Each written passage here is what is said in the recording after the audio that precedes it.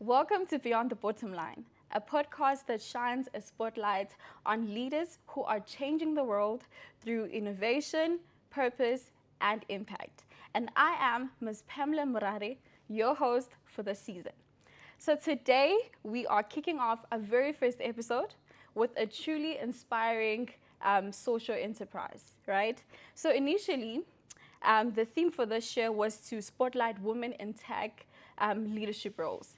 But we're so inspired and made an exception, rather, because of the remarkable impact our guest is driving through health, science, and purpose-driven business, right? So, ladies and gentlemen, help me to welcome the founder and CEO of the Lucky Iron Life. So the social enterprise it's basically a social enterprise on a mission to make iron deficiency a thing of the past, right? With a simple yet science-based innovation that improves health outcomes around the world. So welcome, Mr. Gavin Armstrong. We are so pleased to have you, and it's an honor. Well, thank you for having me. It's great to be here. Thank you. So we want to start, rather, with a very simple questions, right? So let's start from the beginning. What inspired you to start Lucky Iron Life? And can you also walk us through the moment you decided to take a global health challenge like iron deficiency and turn it into a purpose-led enterprise? Sure. Well, I'll start way back in high school in my journey. Unfortunately, I had a really negative experience growing up. I was really bullied and treated very poorly by peers, and I was pushed into a very dark place, and I was made to feel very worthless. And I decided to go to university to go into banking because I thought banking would make me a lot of money, and if I could make money, I would add value to my life, and I could maybe one day show up in a nice suit with a nice car and prove the bullies wrong, kind of thing. The problem was I was really bad at finance. I'm terrible at math, and I hated school, or maths, as you say here, and I'm terrible in school. So I was actually flunking out of finance in university. But I took a course that ended up bringing me to Botswana, and it was there where I had my life change. It was my first time leaving North America, and I really fell in love with the country. And I did a program on community-based resource management, trying to do sort of ecotourism and sustainable ecotourism for communities. And it was there where I was able to apply my business background and try and have it equal something or mean something and have more impact. And at the same time, while I was doing that and seeing that business could actually have purpose, I also saw abject need up close and personal. I couldn't just change the channel. And it was on my flight back from that trip that I realized I was on such a selfish trajectory to try and make money to prove bullies wrong, who I'm probably never going to see again. I mean, I'm miserable in doing it, when I could actually have more purpose in my life. So I switched my major to be in marketing, but with a focus on corporate social responsibility in the areas of hunger and malnutrition. So I became very active in that, ended up becoming top of my class in university, getting on the dean's list and winning awards, getting elected to student government. And through various volunteer initiatives, I ended up being asked to do some fundraising for work in refugee camps, particularly in the Dadaab refugee camp in northern Kenya. And when I was there, I was doing work around hunger. And at the time, 800 million people were going to bed hungry around the world, which is a massive problem. But about 3 billion people were going to bed malnourished, and nobody was talking about this malnourishment. And so that's why this concept is called hidden hunger. So when I learned about that, I was just really stunned in that, why weren't people talking about this massive, massive issue? And the largest form of hidden hunger is iron deficiency. About 2 billion people around the planet, mainly women and children, suffer from iron deficiency. So I went back to university, and I decided I wanted to do a PhD on something around a solution for solving this problem. And so I learned about research that was being done in Cambodia on cooking with cast iron to add iron to the food to be a solution for iron deficiency. So I ended up very kind of randomly moving to Phnom Penh in Cambodia, meeting with the researcher, and helping develop the product, which today is called the Lucky Iron Fish. And that's kind of how I got here and how the journey started. So I want to talk about your products, right? Like the Lucky Iron Fish and the Lucky Iron Lift, right? So those are unique, right? Because they blend simple design with scientific impact, right? So how do these rather innovations help address iron deficiency in diverse contexts and from everyday household to community health programs? Yeah, so our company is now called Lucky Iron Life, and we are on a mission to solving iron deficiency with simple and effective health innovations. So Lucky Iron Fish was the very first product. And so I mentioned I was in Cambodia. And we found that cooking with iron would leach into the food and would add iron to the meals, into the diet, and would be a solution for iron deficiency. So it started off with an iron disc. And though it was scientifically effective, women in the communities said, that looks like garbage from the side of the road. That's disgusting. I'm not putting that in my food whatsoever. So it wasn't working. But we discovered through some research that in Cambodian culture, the symbol of a fish is a symbol of luck and prosperity. So we shaped the disc like a fish, and suddenly women wanted to cook with it because they thought it would bring luck to their household. So they started using it on a regular basis. And then they would say, wow, fish is really lucky. I don't have headaches anymore. I'm not dizzy anymore. I'm not fainting anymore. It must be the luck of the fish. So that's where the name Lucky Iron Fish comes from. And as we scaled outside of Cambodia, we went to multiple countries around the world, and the symbol of fish had a lot of prominence in different cultures and religions. And at the end of the day, people cook with fish. The fish looks cute. So we were able to keep that shape for most new markets, except when we went into communities that don't commonly consume fish, like India, for example, with a very vegetarian population, people were instantly turned off by the fish shape. So we took the same approach and we actually developed a different shape, which is the Lucky Iron Leaf, which is based on a tulsi leaf shape, which has different health properties. And so that's how we have those two shapes between the Lucky Iron Fish and the Lucky Iron Leaf. And then our third product is an iron-enriched powder. So it's called the Lucky Iron Daily, and this is something that can be used every day. You can either put a scoop into a glass of water or a smoothie, or you can add it to large volume cooking, like for school meal programs, for example. And so it's a way of fortifying large quantities of food. And just to get back to your question, we believe that though the issue of iron deficiency is very complicated and complex, the solutions don't need to be. So we develop simple, culturally appropriate solutions that are really easy to incorporate into your daily life and to help solve this problem of iron deficiency. That is so interesting, right? So scaling a social enterprise comes with its own set of challenges or lessons. So from partnership to operations, what have you learned about growing impact while staying true to your mission? Yeah. Yeah, it's a great question. And so I started Lucky Iron Life out of my PhD research. This is actually like the first job I've had since university, and I've only been my own boss. And that sounds cool, but it also means like I've had to learn a lot, and I've made a lot of mistakes. I think one of the things I learned pretty early on was we needed to be really sure of ourselves and back ourselves up with what we were saying with a lot of strong data.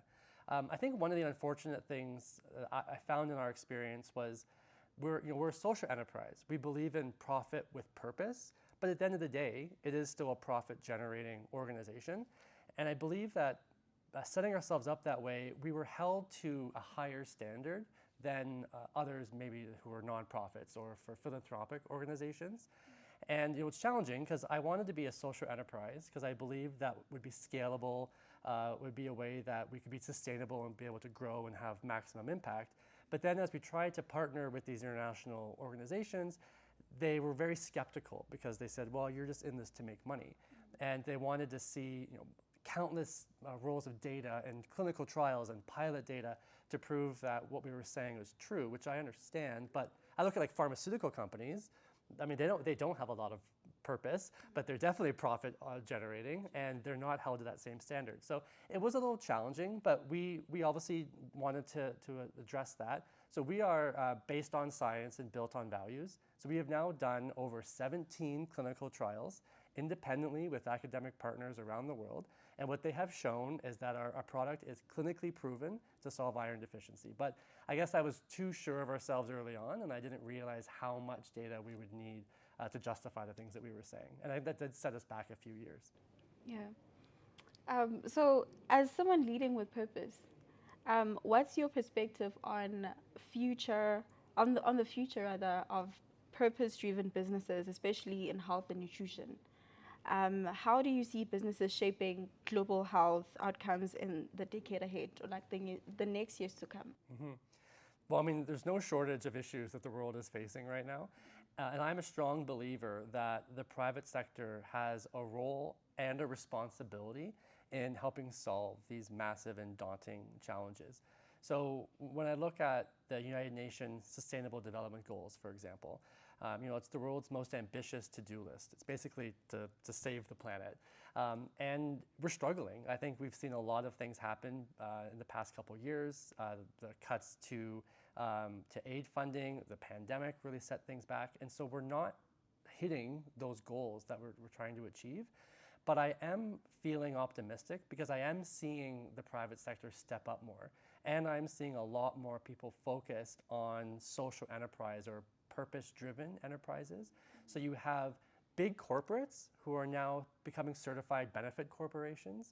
You have schools and business schools teaching social enterprise as part of their core curriculum. You have entrepreneurs who are making sure that purpose is embedded in their business model. And so I do think that more and more awareness and resources that can go towards companies, big or small, being set out to address these challenges is important. When I started Lucky Iron Life at the beginning, a lot of people felt that social enterprises were just kind of glorified charities. It's like, oh, you're philanthropy with a little revenue, good for you. And that's not the case today. I think people understand that they're meaningful, that investors put money into them because they believe they're going to get money back, they're going to earn something, but at the same time, they're helping solve problems. And that's why I'm feeling optimistic that we still can do this, working together as this network. So you starting your social enterprise, it started with your story, right? You wanted to have purpose and, actually build something that helps other people, right? So iron deficiency affects billions of people, right? And contributes to anemia. So I want to ask, especially among women and children, based on your work so far, what meaningful impact have you seen in people's lives? Yeah, I mean, iron deficiency is as the world's largest nutritional challenge. So over 2 billion people around the planet have iron deficiency. It's mainly women and children, as you mentioned. There's not just a health consequence to it, there's a massive economic consequence. It takes about 2 to 4% out of global GDP. So on a macro level, that's about $100 billion being taken every year out of the global economy. But when you go to a household, that's someone not being able to go to work. And so that's loss of income and weekly income. And that's money that could be used for education or food or our basic needs. And so it's this massive problem both from a health and economic standpoint. The World Bank has also put a formula together that has demonstrated that every dollar invested in solving this problem would yield $13 of economic output. So, I mean, if you have a 13 times return, why are we not putting more money into this? Like, why are we not solving this problem? It makes me go a little mad because I think that there still is such a lack of awareness about the fundamentals of the issue. So I can get really hung up on the macro opportunity from it, and that's what I do daily with my work. But really what keeps me going during the really hard days is thinking about the community impact that we have. I was hearing a story from a mother in Guatemala, and she said that the reason why she loves the Lucky Iron fish is it gives her the energy that she can walk her daughter to school in the morning. Before using it, she was too tired, too fatigued, and actually couldn't make that trip. And now she can get up and walk her daughter to school. And that type of meaningful impact is really important to remember. It's not to get hung up on all the big data, it's to remember those individual stories of why we're doing what we're doing. So reading about your enterprise, it makes you a leader because you take a step, right, into creating impact in communities with your work, right? So I want to know, as a leader who integrates social impact into business, what personal leadership principles builds your decisions every day? I mean, I am nothing without my team. I have such an incredible team at Lucky Iron Life. We're small but mighty. There's 8 of us, but we're all dedicated to that same purpose and that same mission. And it was really important for me early on to bring people on who would challenge me and who would who work in areas where I'm not very good. I mentioned I'm terrible at math. I'm terrible at finance. And so I need someone to be able to help me build those financial models and help with the operations in the internal aspect. Because you don't want people who just can do the things you do. You want people to balance out what you can't do. And so I just believe that you have to surround yourself with a really strong team. And it's not just the staff. I had an advisory board, and now I have a board of directors who challenge me, push me. They're very active. They have a phenomenal network. We do strategic thinking sessions, and I can pick up the phone and call them with any problem that we're having. But it's really building that network of people around you, whether they're paid or volunteer or just there to support you, who can help you through the hard times and help celebrate the good times too. So I want to ask, what advice would you give to entrepreneurs who want to build purpose into their businesses from day one? Well, it's definitely remember what your North Star is, your guiding principle. I've talked to a lot of entrepreneurs through my journey, and some of them just want to have the freedom. Some of them are hoping for some big financial reward, and then there are some of them who want to make impact. And I believe that at the end of the day, if impact is your driving force, that'll keep you motivated when things are hard. Because being an entrepreneur has a lot of perks, but it is a really hard and painful job. It can take a large emotional toll. And you need something to keep you motivated through those really hard times. And I think if it's something a bit superficial, it won't give you that same push, that same drive as something that's meaningful. And so it's just remembering what your North Star is and hoping that North Star is impact. Okay, so looking ahead, how do you see the role of social enterprise evolving with global health innovation? Well, I think that we need to see social enterprise and the private sector be much more engaged in the conversation around how do we solve global health challenges. I was at an event recently talking about anemia reduction in a region, and there was a whole session on the role that the private sector should play, and there wasn't a single private sector representative invited to participate.